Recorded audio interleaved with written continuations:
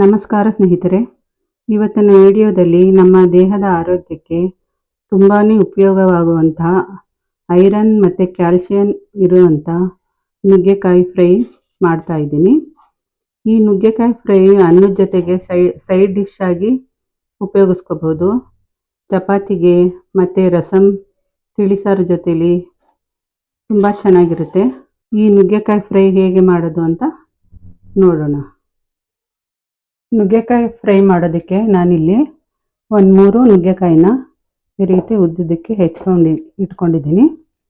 2 ಈರುಳ್ಳಿ ಸಣ್ಣದಾಗಿ ಹೆಚ್ಕೊಂಡಿದ್ದೀನಿ. 2 tomato medium size ಸಣ್ಣದಾಗಿ ಹೆಚ್ಕೊಂಡಿದ್ದೀನಿ. 1.5 ಟೇಬಲ್ ಸ್ಪೂನ್ ಸಾಂಬಾರು ಪುಡಿ ಮನೆದೇನೆ. 4 ಟೇಬಲ್ ಸ್ಪೂನ್ ಎಣ್ಣೆ, ರುಚಿಗೆ ತಕ್ಕಷ್ಟು ಉಪ್ಪು, ಒಂದು ಸ್ವಲ್ಪ ಕೊತ್ತಂಬರಿ ಸೊಪ್ಪು.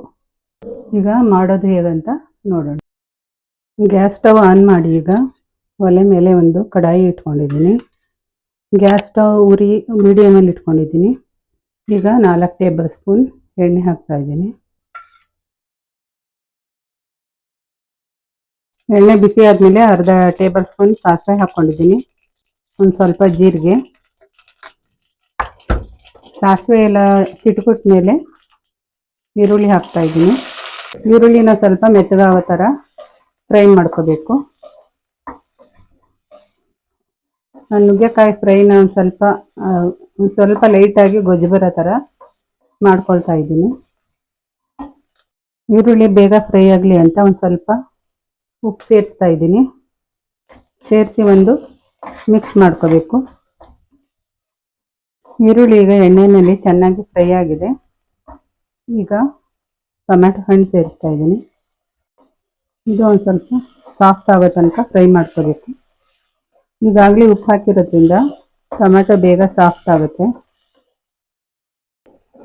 ಈರುಳ್ಳಿ ಟೊಮೆಟೊ ಇಷ್ಟು ಫ್ರೈ ಆದರೆ ಸಾಕು. ಈ ಸ್ಟೇಜಲ್ಲಿ ನುಗ್ಗೆಕಾಯಿ ಸೇರಿಸ್ತಾ ಇದ್ದೀನಿ. ನುಗ್ಗೆಕಾಯಿ ಸೇರಿಸಾದ್ಮೇಲೆ ಈರುಳ್ಳಿ ಟೊಮೆಟೊ ನುಗ್ಗೆಕಾಯಿ ಎಲ್ಲ ಹೊಂದ್ಕೊಳ್ಳೋಂತೆ ಚೆನ್ನಾಗಿ ಮಿಕ್ಸ್ ಮಾಡ್ಕೋಬೇಕು.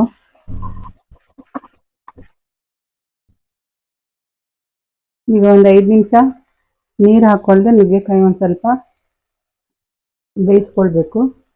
ಅದಕ್ಕೆ ಈಗ ಮುಚ್ಚಿ ಬೇಯಕ್ಕೆ ಇಡ್ತಾ ಇದ್ದೀನಿ. 5 minutes later. ಒಂದು ಸರಿ ಮಿಕ್ಸ್ ಮಾಡ್ಕೊಳ್ಳೋಣ. ಈ ನುಗ್ಗೆಕಾಯಿ ಬೇಯೋದಕ್ಕೆ ಒಂದು ಚಿಕ್ಕ ಲೋಟದಲ್ಲಿ ಒಂದು ಅರ್ಧ ಗ್ಲಾಸ್ ನೀರು ಸೇರಿಸ್ತಾ ಇದ್ದೀನಿ. ನೀರು ಸೇರಿಸ್ಬಿಟ್ಟು ಎಲ್ಲ ಹೊಂದಾಣಿಕೆ ಆಗೋ ಥರ ಮಿಕ್ಸ್ ಮಾಡ್ಕೋಬೇಕು. ಈಗ ಇನ್ನೊಂದು 5 ನಿಮಿಷ ಮುಚ್ಚಿ ಬೇಯಿಸ್ಕೊಳ್ಳೋಣ. 5 minutes later. ಈಗ ನುಗ್ಗೆಕಾಯಿ ಮುಕ್ಕಾಲು ಬೆಂದಿದೆ. ಈಗ ಇದಕ್ಕೆ ಸಾಂಬಾರು ಪುಡಿ ಹಾಕ್ತಾ ಇದ್ದೀನಿ. 1.5 ಚಮಚ ಸಾಂಬಾರು ಪುಡಿ ಇದು ಹಾಕಿ ಒಂದು ಮಿಕ್ಸ್ ಮಾಡ್ಕೊಳ್ಳೋಣ.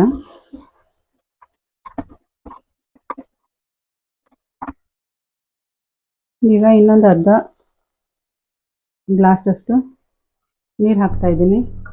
ಯಾಕಂದರೆ ಮಸಾಲೆ ಒಂದು ಸ್ವಲ್ಪ ಬೇಯಬೇಕು, ಮಸಾಲೆ ವಾಸನೆ ಹೋಗಬೇಕು. ಅದರಿಂದ ಇನ್ನೊಂದು ಅರ್ಧ ಗ್ಲಾಸ್ ನೀರು ಹಾಕಿ ಮುಚ್ಚಿ ಬೇಯಿಸ್ಕೊಳ್ತಾ ಇದ್ದೀನಿ. ಮತ್ತು ಫಸ್ಟ್ ಸ್ವಲ್ಪ ಟೊಮೆಟೊ ಬೇಯೋಕ್ಕೆ ಉಪ್ಪು ಹಾಕಿದೆ. ಈಗ ಒಂದು ಸ್ವಲ್ಪ ಉಪ್ಪು ಸೇರಿಸ್ಕೊಳ್ತಾ ಇದ್ದೀನಿ. ಉಪ್ಪು ಸೇರಿಸಿದ್ಮೇಲೆ ಎಲ್ಲ ಹೊಂದ್ಕೊಳ್ಳೋಂತೆ ಇನ್ನೊಂದು ಮಿಕ್ಸ್ ಕೊಟ್ಟು ಮುಚ್ಚಿ ಈ ಮಸಾಲೆ ಬೇಯೋ ತನಕ ಇನ್ನೊಂದು 5 ನಿಮಿಷ ಮುಚ್ತೀನಿ. 5 minutes later. ಮಸಾಲೆ ಎಲ್ಲ ಎಣ್ಣೆ ಬಿಟ್ಟು ಚೆನ್ನಾಗಿ ಬೆಂದಿದೆ. ನುಗ್ಗೆಕಾಯಿನೂ ಸಹ ಚೆನ್ನಾಗಿ ಬೆಂದಿದೆ. ಉಪ್ಪು ಖಾರ ಎಲ್ಲ ಸರಿಯಾಗಿದೆ. ಈ ಆರೋಗ್ಯಕರವಾದ ನುಗ್ಗೆಕಾಯಿ ಫ್ರೈ ನಿಮ್ಗೆ ಇಷ್ಟ ಆಗಿದ್ರೆ ಲೈಕ್ ಮಾಡಿ, ಶೇರ್ ಮಾಡಿ, ಸಬ್ಸ್ಕ್ರೈಬ್ ಮಾಡೋದು ಮರಿಬೇಡಿ.